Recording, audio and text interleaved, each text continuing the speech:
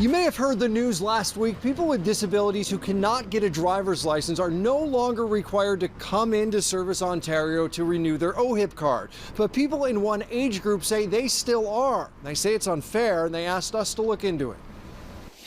When it comes to renewing your OHIP card, most of us can do it here, online. But 75-year-old Bill Mack, who recently had a stroke, cannot. I don't have a choice, so.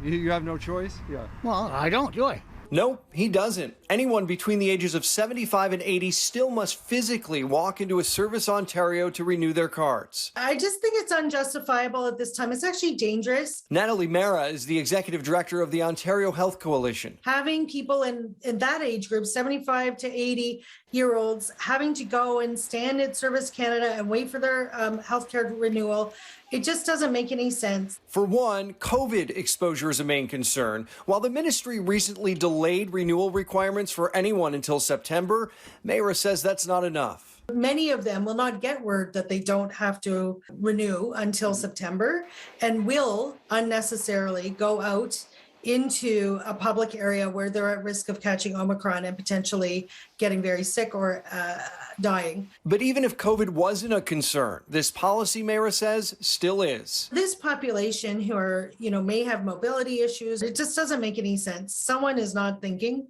at the Ministry of Health. CityNews reached out to the ministry for comment. They tell us, quote, 75 to 80-year-olds need to come in so a new photograph and signature can be captured and to ensure original documents are shown to support continued entitlement. The reason why the government has brought in this thing of getting renewed photos is that people were committing fraud in some small numbers with the health cards.